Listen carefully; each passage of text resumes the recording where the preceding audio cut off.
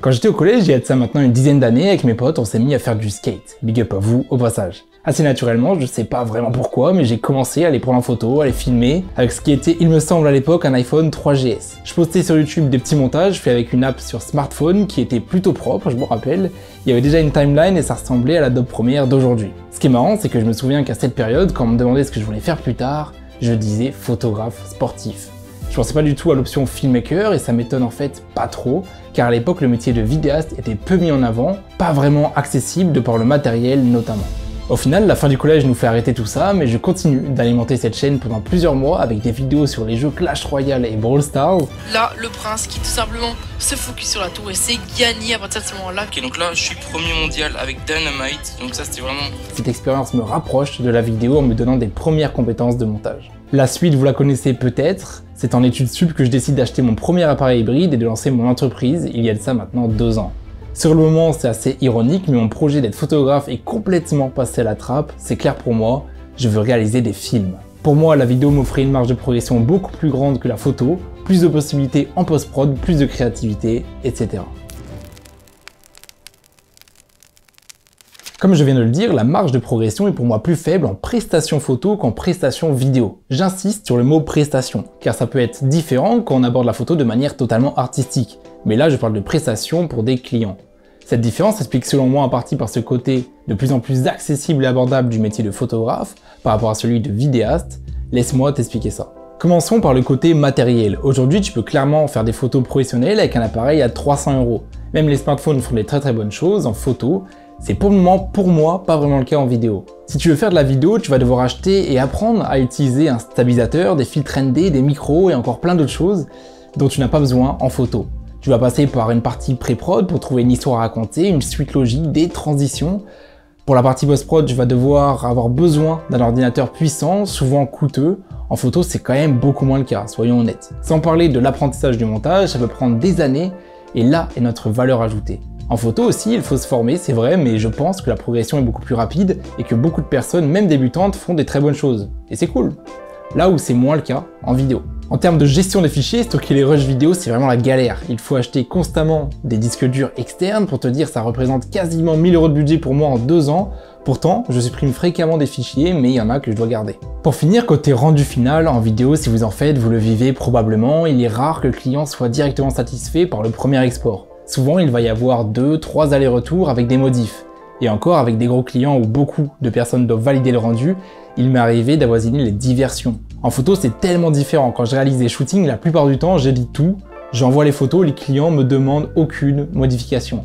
C'est tellement fluide, ça fait partie des points qui me font adorer la photo.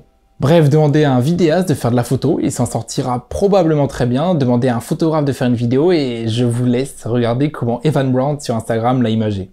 Hey bro, quick question. What is a frame rate? Huh? Why is it so shaky? So you're saying I can't just change the exposure and that I have to use an ND filter? What? Hey, so how many batteries do you think I'm gonna need for the shoot? All of them?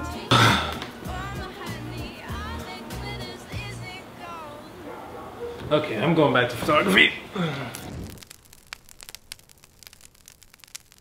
Évidemment, je ne tiens pas à être binaire comme ça. Si je me place d'un autre point de vue, la photo possède aussi ses caractéristiques. On va parfois chercher à être plus perfectionniste avec un setup éclairage gigantesque juste pour une photo.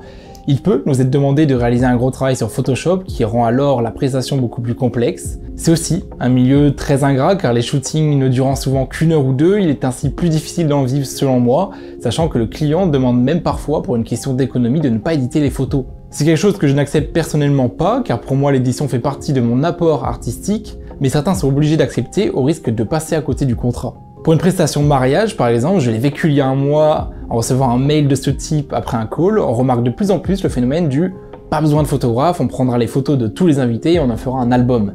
Et même si le photographe fera mieux certes, en vérité s'ils n'ont pas le budget, je ne peux pas dire qu'ils ont si tort que ça. Comme je l'ai dit il y a 2 minutes, les smartphones font des choses de plus en plus impressionnantes en photo. Un photographe n'a jamais fondamentalement besoin d'explorer l'autre monde. Le vidéaste, oui.